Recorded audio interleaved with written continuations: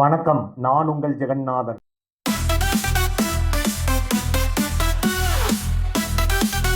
Iran கூட நேரடியா நடத்தின பேச்சுவார்த்தையில இந்திய கப்பல் இருக்கு இல்லைங்களா, அது ஹார்முஸ் நீரிணைய கடந்து வர உள்ளதாக இந்தியாவோட வெளித்துறை அமைச்சர் ஜெய்சங்கர் தெரிவிக்கிறாரு. இந்த முக்கியமான கடல் வழி தடத்தை திறக்கிறதுக்காக போர்க்கப்பலை அனுப்புங்க அப்படின்ட்டு பல நாடுகளுக்கு டொனால்ட் ட்ரம்ப் வேண்டுதல் கொடுத்துட்டு இருக்கிறாரு. இந்த அறிக்கை வெளியாகிட்டு இருக்கிற இந்த வேளையில இந்தியா மற்றும் ஈரான் ரெண்டு பேத்துக்கு இடையே பேச்சுவார்த்தை நடக்குது. இந்த பேச்சுவார்த்தைக்கு அப்புறம் பாரசீக வளைகுடாவில இருந்து ஹார்மோஸ் நீரிணை வழியா 2 நேஷனல் பிளாக் ஏற்றப்பட்ட எரிவாயு டேங்கர் அந்த ஹார்மோஸ் நீர்நிலை வழியாக வந்திருக்குது. இப்ப பாத்தீங்கன்னா இந்திய கொடி ஏற்றப்பட்ட கப்பல் அந்த வழியா வரத்துக்கு சாதாரண ஒப்பந்தமோ இல்ல நிரந்தர ஒப்பந்தமோ அங்க கொடுக்கல.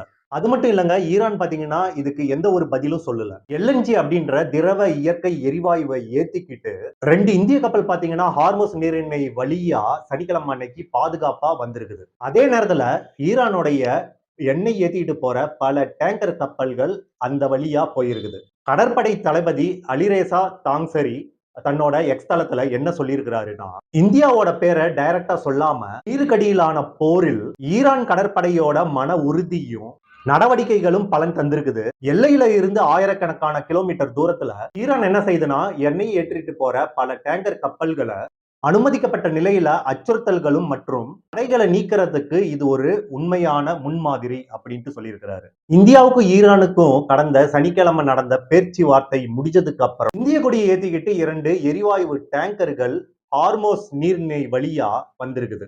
இந்திய வெளியுறவு அமைச்சர் எஸ் ஜெயசங்கர் என்ன சொல்றாருன்னா, நான் தற்போது அவர்களுடன் பேசிக்கொண்டு வருகிறேன். என்னோட பேச்சுவார்த்தையில பாத்தீங்கன்னா சில முடிவுகள் தந்திருக்குது. இந்த செயல்முறை தொடர்ந்து நடைபெற்றுக்கிட்டு வருது.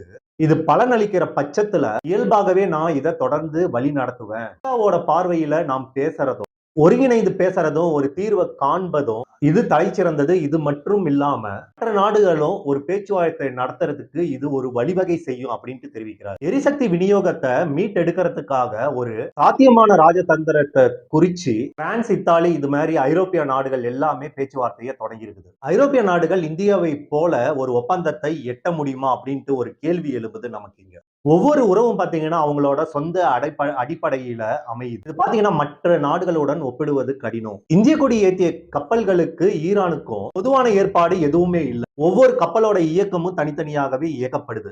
இதற்கு பிரதிபலனா பாத்தீங்கன்னா ஈரான் எதையும் வாங்கல. 2 நாடுகளுக்கான இடையில பேச்சுவார்த்தை நீண்டகால உறவுகளுக்கு இந்த பேச்சுவார்த்தையோட அடிப்படை.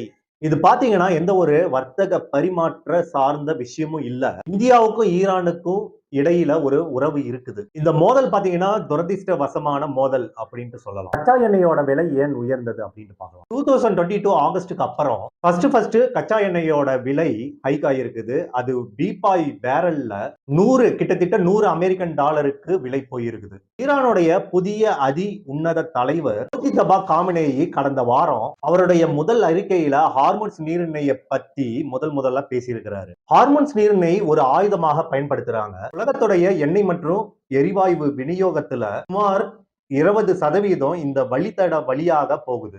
இந்தியா தனது திரவ இயற்கை எரிவாயு மூலியமா சுமார் 60% இறக்குமதி செய்யுது. இதுல சுமார் 90% பாத்தீங்கன்னா சவுதி அரேபியா மற்றும் ஐக்கிய அரபு எமிரேட்ஸ் போன்ற வளைகுடா நாடுகள்ல இருந்து எரிபொருள் பாத்தீங்கன்னா பெரும்பாலும் ஹார்மோன்ஸ் நீர்நிலைய வழியா வருது. இந்தியாவுல கிட்டத்தட்ட 33 கோடிக்கும் அதிகமான குடும்பங்கள் பாத்தீங்கன்னா எரிவாயுவே சார்ந்து இருக்குது.